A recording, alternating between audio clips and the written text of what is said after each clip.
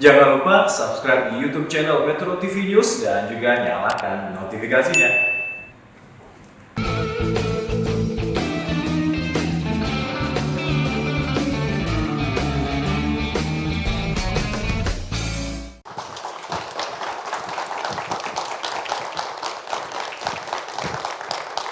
Saya sering mengingatkan kepada semua orang bahwa hati-hati. Karena apa? Karena kita tidak bisa lagi melawan perkembangan teknologi. Siapa yang menolak perkembangan teknologi, siapa yang melawan perkembangan teknologi, maka dia akan digilas oleh zaman. Hidupnya akan selesai. Ini tidak main-main, karena banyak fakta menunjukkan orang-orang yang tidak mau mengikuti perkembangan yang terjadi, itu akan ditinggalkan oleh zaman, bahkan akan dilindas. Karena itu, kepada semua orang, saya selalu ingatkan, apapun yang terjadi, jangan sekali-sekali menolak perkembangan teknologi. Hidup kita akan dimudahkan kalau kita terus mengikuti perkembangan, berusaha untuk memahami apa yang terjadi di sekitar kita yang berkaitan dengan teknologi. Nah, dalam konteks itulah saya mengundang anak-anak muda yang menciptakan atau yang membuat aplikasi-aplikasi yang tentunya akan memudahkan hidup kita. Nah, siapa mereka? Siapa tamu kita yang muda, kreatif, dan dinamis ini? Kita mulai dari Didit dan Ica. Didit, Ica, apa kabar? Sehat semua kalian? Ya, silakan duduk. Ya, Didit, Ica, tadi kan di pengantar aku informasikan sedikit bahwa anak-anak muda sekarang ini banyak menciptakan aplikasi-aplikasi yang memudahkan hidup manusia dan membuat kegiatan-kegiatan usaha mereka bisa lebih berkembang, lebih maju. Nah, boleh tahu kalian ini membuat atau menciptakan aplikasi apa yang tentunya memudahkan hidup manusia? Oke. Siapa yang mau jawab duluan? Oke. Perkenalkan, saya Ica. Jadi kami itu dari kuliah udah merintis usaha ini. Sebenarnya ini bukan usaha. Kebetulan CEO kami waktu itu awalnya ikut lomba. Ternyata siapa CEO kalian? Ini berapa orang? Pak Didit, 4 orang.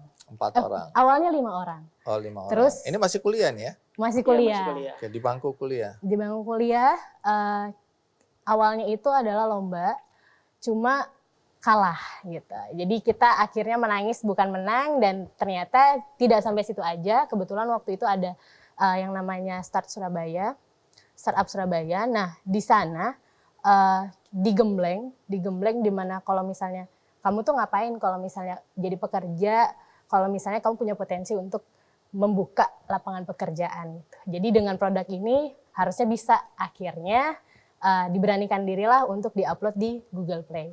Di Google Play ternyata review dari Kasir Pintar sendiri malah useful. Kita akhirnya keliling ke dekat-dekat toko-toko dekat ITS atau di Surabaya.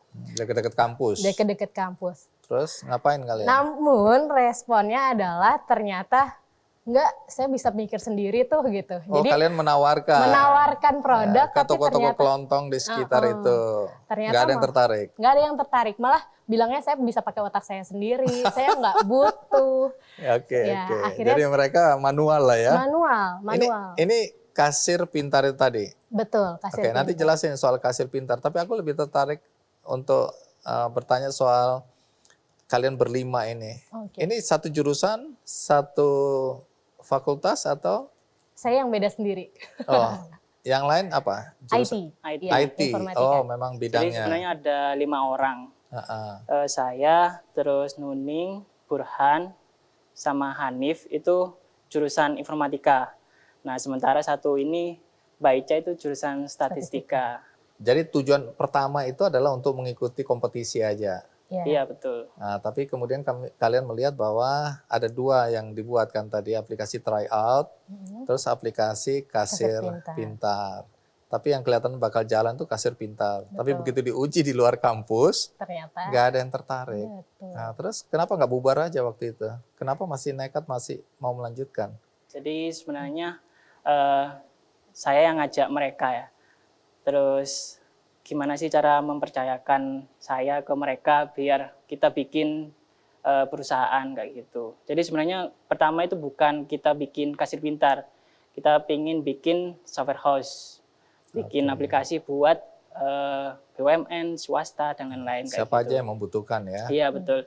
Jadi sebelum lulus kita bikin CV, kita bisa bekerja sama dengan anak kuliah kalau misalnya bikin aplikasi atau website. Terus setelah lulus kuliah, kami bikin perusahaan lagi, jadi meneruskan CV ini kayak gitu. Cuma di tengah jalan, alhasil kami kekurangan dana buat menghidupi kami kayak gitu. Emang tadinya dananya dari siapa? Jadi memang dananya itu dari proyek-proyek yang CV tadi itu. Oh, ada pemasukan? Ada, itu Tapi dibuat sewa kontrakan, terus buat kehidupan sehari-hari, makan, minum, kayak gitu. kontrakan apa ini? Kontrakan rumah. Oh, rumah. Kontrakan kantor plus rumah. Iya, jadi kontrakan ini itu kalau kerennya ruko. Enggak ruko, rumah tapi dijadikan rumah kontrakan kecil 2 kamar, ruang tamunya dijadikan kantor, kamarnya dijadikan yang tempat laki-laki. Nah, terus kami yang cewek-ceweknya disewakan kos-kosan yang satu kamar 2 orang. Tapi itu pun duitnya habis. Duitnya Hampir. mau habis Oh, kayak mau gitu. habis. Terus saya mikir kalau gini terus sebulan kita ada pendapatan, terus bulan depan kita nggak ada pendapatan, gimana kelanjutannya kayak gitu. Jadi kita lanjutin itu kasir pintar. Oke, stop sampai di situ dulu. Kita lihat dulu tayangan berikut ini. Perkembangan teknologi di era digital menuntut pelaku usaha bekerja secara cepat dan efisien, termasuk pelaku usaha mikro, kecil, dan menengah. Kasir Pintar Internasional hadir menyediakan berbagai aplikasi andalan untuk membantu menjalankan berbagai bisnis dan usaha. Hingga kini, aplikasi Kasir Pintar telah diunduh oleh 1,5 juta pengguna, baik di dalam maupun luar negeri. Didit Septianto dan 3 rekannya, Burhanuddin Rashid, Siti Raisa Fitri Effendi, dan Nuning Septiana adalah sosok-sosok di balik hadirnya aplikasi Kasir Pintar.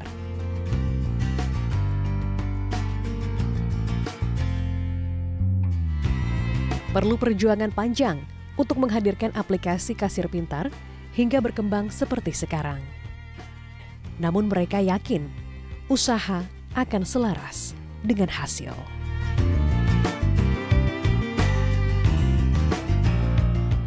Tapi sebenarnya dari mana sih gagasan atau ide, kepikiran bahwa yuk kita bikin aplikasi kasir pintar? Kebutuhannya apa dan apa masalah yang dihadapi oleh apakah itu toko-toko, ya, apakah itu supermarket misalnya? Apa yang dihadapi sehingga kalian terpikirkan bahwa ini akan mampu menyelesaikan masalah mereka? Sebenarnya kita melihat bahwasanya ada potensi nih ketika kita waktu itu sempat jalan-jalan ke luar negeri, di mana jalan-jalan di luar negeri itu ternyata udah cukup digitalisasinya udah merambah luas gitu.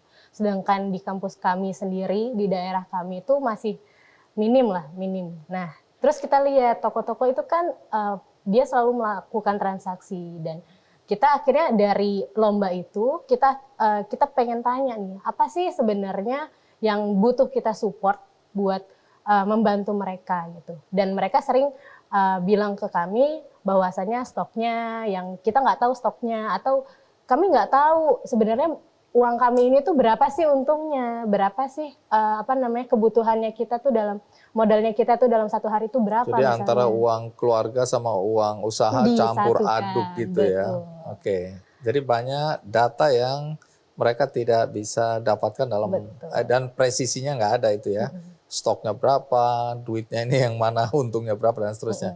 Lahirlah keinginan kalian untuk menyelesaikan masalah itu. Betul. Tapi ternyata waktu ditawarkan banyak yang bilang enggak, aku bisa Nggak bikin perlu, sendiri gitu ya. Iya. Berapa lama kalian harus berjuang untuk meyakinkan orang-orang bahwa kasir pintar ini dibutuhkan atau akan menyelesaikan masalah mereka?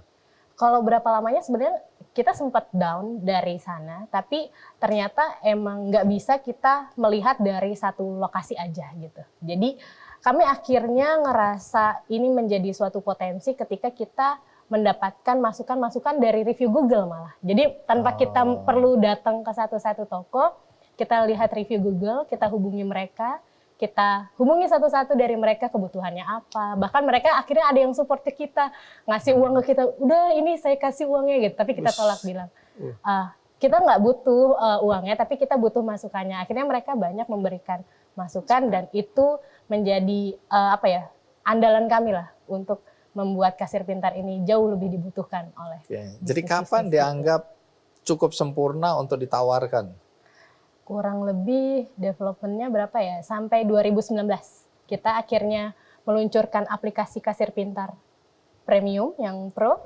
Nah disitulah kita udah merasa ini aplikasi yang cocok untuk dijual dan dipasarkan. Gitu. Sampai hari ini? Betul, sampai Iya. hari ini. Nah, nanti ceritakan ya, apa keistimewaan dari kasir pintar ini, ya.